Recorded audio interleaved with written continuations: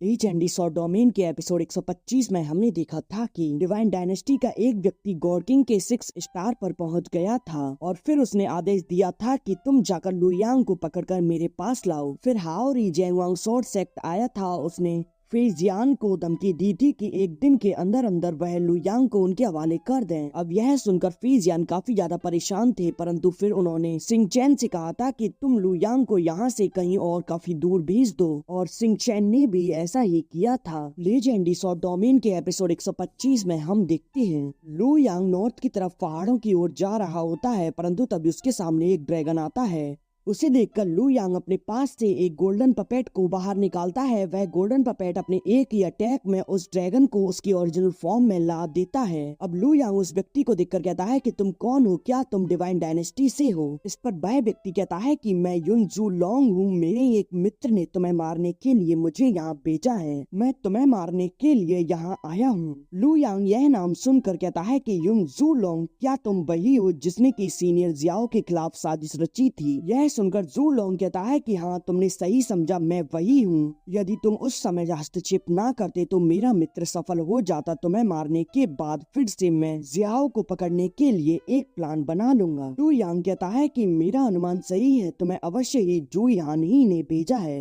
यह सुनकर जू लोंग हैरान होता है और अब वह कहता है कि तो क्या हुआ? फिर वह अपनी पावर को एक्टिवेट करने लगता है। यह देखकर लुयांग सोचता है कि इसकी वजह से यह निश्चित रूप से क्विंटियान और दूसरों का ध्यान इधर आकर्षित करेगा। मुझे इस लड़ाई को जल्द ही खत्म करना होगा। अब लुयांग 3 लाइट सॉर्ड फॉर्मेशन का उपयोग कर जू लोंग के अटैक को डिस्ट्रॉय कर देता है। जू लोंग कहता है कि यह कैसे संभव है, तुम तो सिर्फ 9वें स्तर के हेवनली गॉड हो। लुयांग उस पर एक और पावरफुल अटैक कर देता है, जिसे जू लोंग सील बनाकर रोकने की कोशिश करता है, परंतु वह उसे नहीं रोक पाता और अब वह घायल होकर नीचे गिर जाता है। अब लुयांग उसके पास आकर कहता है कि आज मैं तुम्हें सीनियर जियाओ की ओर से मार डालूंगा। लोंग कहता है कि मुझे मत मारो, यह सब कुछ जू यान ही ने मुझसे कराया है। पास तो उसका एक सीक्रेट लेटर भी मौजूद है, परंतु लुयांग तो उसे एक ही अटैक में खत्म कर देता है। अब जूलोंग के पास से एक रिंग लुयांग के हाथ में आती है। लुयांग उसे देखने लगता है। तभी ब्लड गॉड लुयांग की ओर आते हुए कहता है कि लुयांग आज तुम मरोगे, परंतु तभी एक स्वॉर्ड आकर ब्लड गॉड पर अटैक कर देती है, जिसे वह रोकने की कोशिश करता है, परंतु वह उसे नहीं रोक पाता और वह वहीं मारा जाता है। अब लुयांग उस स्वॉर्ड को देखकर अंदाजा लगाने लगता है। तभी लॉर्ड जिंगली वहाँ आकर अपनी स्वॉर्ड को उसके शरीर में से बाहर निकाल लेता है। लुयांग उसे देखकर कहता है कि लॉर्ड जिंगली प्रणाम, मैं लुयांग हूँ। जिंगली कहता है कि तुम क्या मुझे जानते हो?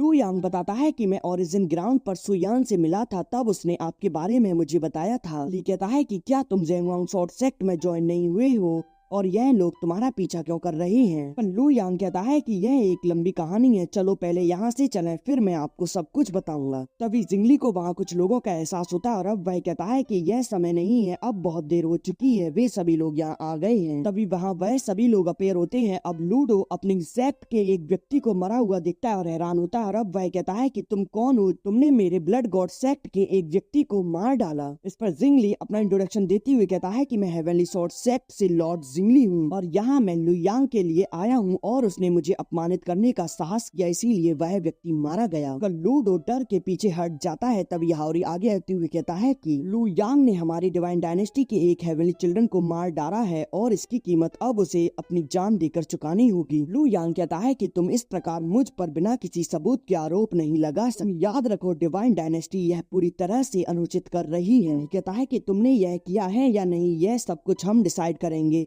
ना कि तुम सिर्फ मेरे साथ चलो। वह यह कहकर अपनी पावर से लुयांग को अपनी ओर खींचने लगता है, परंतु जिंगली अपनी स्वॉर्ड को उसके हाथ की तरफ पॉइंट कर देता है और कहता है कि जब तक मैं यहाँ हूँ तब तक लुयांग को तुम में से कोई भी नहीं ले जा सकता। यह सुनकर हाओरी जिंगली पर अटैक कर देता है, परंतु जिंगली तो अपनी चारों एक सील बना लेता है, जिसकी वजह से एक भी अटैक उसका काम नहीं करता। यह देखकर हाओरी वहाँ खड़े लोगों से कहता है कि तुम मेरी मदद करो, खड़े खड़े मेरा मुंह क्या देख रहे हो? अब सभी लोग एक साथ मिलकर उस पर अटैक कर देते हैं, परंतु यह देखकर जिंगली उन सभी के अटैक को डिस्ट्रॉय करते हुए उन सभी को पीछे फेंक देता है। जिंगली कहता है कि तुम्हारा मुझसे कोई मुकाबला नहीं है, तुम्हारे पीछे जो व्यक्ति है उसे सामने आने दो। यह सुनकर एक हंसी की आवाज आती है और अब क्विंग त्यांग सामने आता है। वह जिंगली के सामने आते हुए कहता है कि जैसा कि हेवनली स्वॉर्ड सेक्ट के डिसाइपल से अपेक्षा की जा सकती है, सच में तुम वैसे ही हो, लेकिन अब तुम्हारे सामने एक गॉड किंग मौजूद है, तो क्या तुम फिर भी लू यांग को प्रोटेक्ट करोगे? इस पर जिंगली क्विंग त्यांग की गर्दन पर अपनी स्वॉर्ड रखते हुए कहता है कि बकवास बंद करो और आगे बढ़ो। यह सुनकर क्विंग त्यांग हवा में आकर अपनी पावर को एक्टिवेट करने लगता है। इधर जिंगली भी अपनी पावर को एक्टिवेट करने लगता है। वहाँ बैठा एक मार्क्समैन कहता है कि लॉर्ड जिंगली क्या सच में गॉड क्विंग त्यांग का सामना कर पाएगा?